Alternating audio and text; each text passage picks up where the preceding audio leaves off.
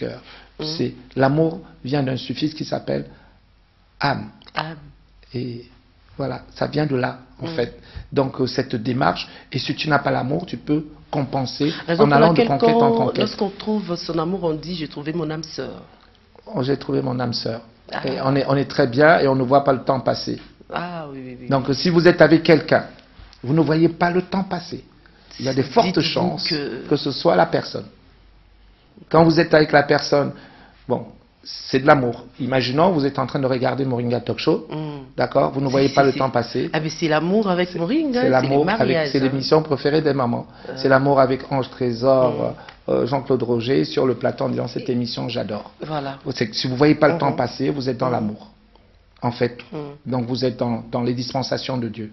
Quand tu es avec quelqu'un et que tu ne vois pas le temps passer, d'ailleurs tu dis, déjà, en règle générale, on dit toujours déjà, et le temps n'est pas assez court. Voilà. Et puis encore, vous avez dit, les statistiques ont démontré que, à travers le monde, 80% de personnes viennent de foyers difficiles. Et puis vous avez donné l'exemple d'Adolf Hitler. Oui. Adolf Hitler venait d'un foyer difficile. Ce monsieur a dû, donc ça te pousse à commettre, à compenser.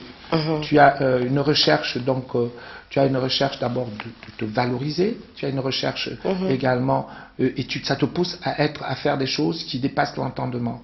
Et des cas difficiles, si vous voyez, on a un nombre d'enfants divorcés, on a un nombre d'enfants séparés dans les écoles. Demandez aux maîtresses d'école. Les couples, si ce n'est pas divorcé, c'est qu'ils sont en souffrance dans la famille. Ils sont... Le père est là, la mère est là, mais l'enfant est en souffrance. Parce qu'on ne se rend pas compte que l'enfant est en train de souffrir. Donc, c'est dans la pédagogie de l'enfance, être vigilant vis-à-vis de son enfant. Les parents, et ceux qui sont le plus vigilants, c'est les mamans, c'est normal. D'accord? Maman, je vous embrasse, je vous applaudis, vous faites toujours en disant, l'enfant a besoin de toi. Consacrer un temps de son emploi du temps à son enfant. Je ne vais pas... J'ai quelques jours de congé, je veux m'occuper de mon fils, nous allons aller nous balader entre hommes, entre mecs. Oui. J'ai pris toujours un plaisir à le faire, j'adore le faire. J'aime bien. Oui, et puis juste aussi pour compenser, vous dites si on fait des exercices ou des choses pour oublier. Oui. Vous dit, pour compenser cela, je vais au travail. Ben, on va dire par exemple, je sors pour me changer les idées. Je sors pour me changer les idées. Oui. C'est-à-dire qu'on avait des idées noires. Oui. Et pour avoir des idées claires, on sort. On va dire, par exemple, je suis allé me balader pour changer les idées. Je suis allé faire du sport pour me détendre. C'est-à-dire qu'on était tendu. Il faut se détendre. Je suis allé au cinéma, je vais voir des amis pour me détendre.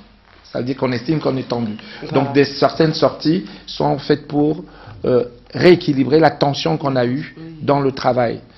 Maintenant, mais c'est toujours important, ça fait toujours du bien. Bien sûr, la compensation.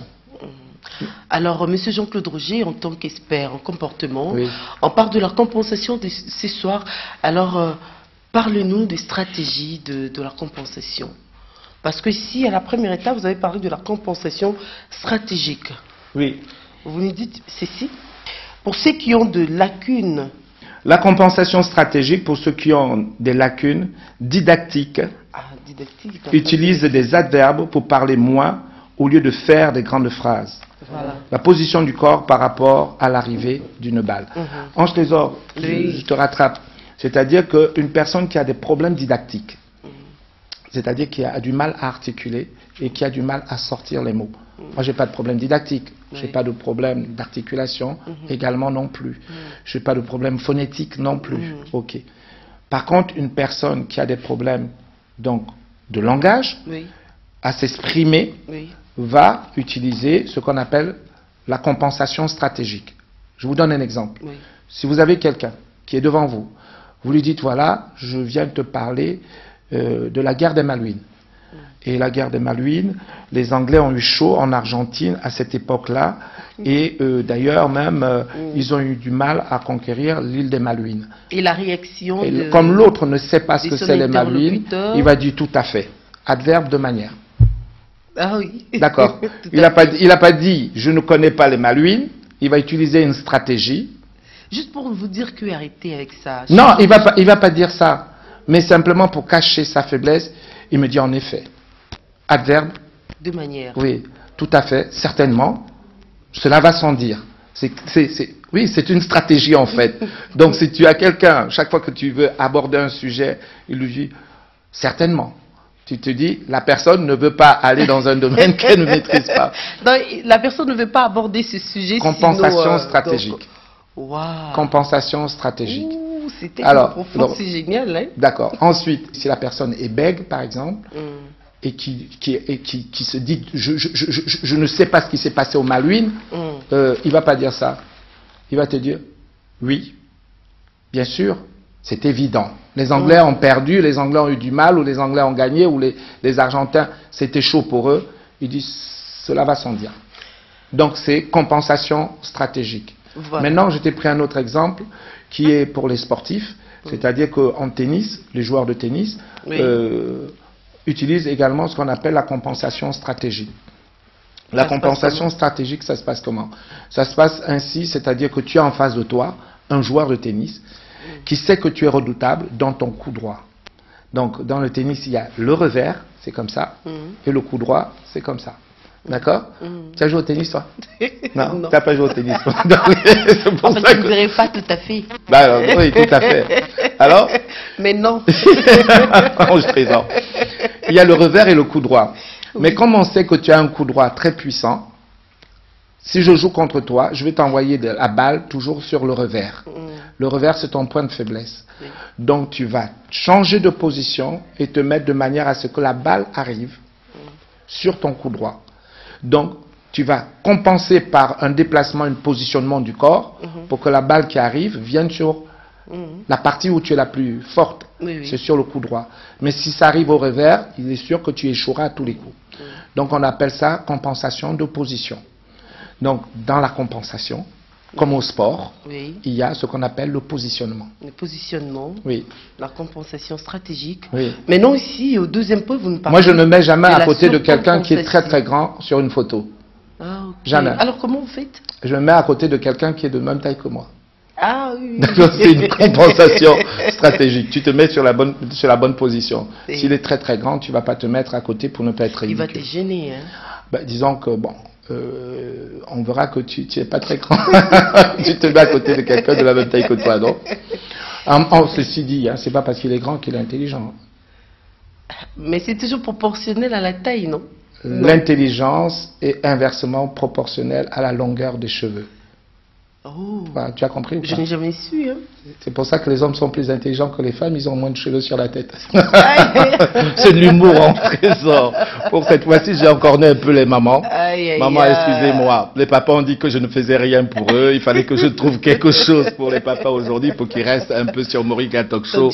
D'accord? Donc, toutes les mamans, excusez-moi. Je suis aujourd'hui un peu rangé du côté des papas. Voilà. Vous nous parlez en deuxième point de la surcompensation. Oui.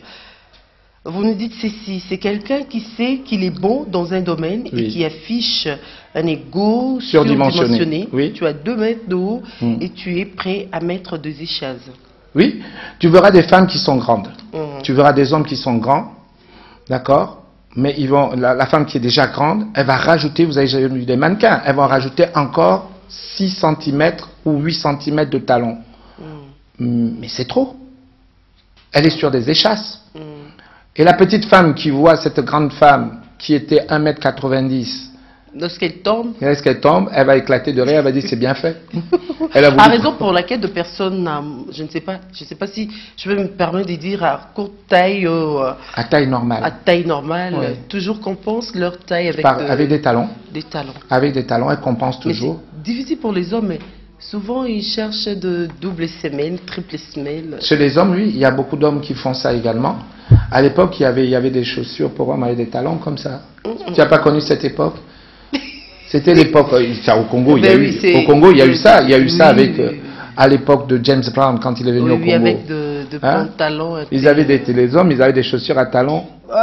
En troisième point, vous parlez de la décompensation, manque de volonté et baisse même de ton point fort pour ne pas essayer quoi que ce soit. Là, tu es en décompensation. Ben, disons que la décompensation, c'est la personne qui se sous-estime. La personne qui se sous-estime s'automutile en fait. Elle se sous-estime tellement qu'elle dit de toute façon, ce n'est pas pour moi. De toute façon, je n'y arriverai pas. Vous avez jamais remarqué, vous avez dans votre environnement quelqu'un, quand il a une tâche à faire, il dit toujours, ça ne sera pas facile. Oui. Il fait une projection négative. Peux-tu me changer cette ampoule? Ça ne sera pas facile, ça sera difficile. Je vais essayer. Ce n'est pas sûr, je ne veux pas y arriver. C'est-à-dire qu'il part déjà avec le doute. Le doute. On l'envoie même à l'école, il doute. Cette personne a toujours douté de lui-même. Oui. D'accord? Décompensation. Elle a une bonne réponse, mais elle doute toujours de sa réponse. Oui, la personne manque de confiance. Et ce genre de personne, tu ne peux pas lui confier des postes de décision.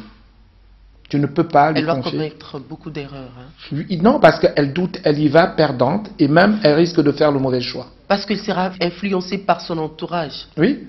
Non, pas influencée, c'est elle-même.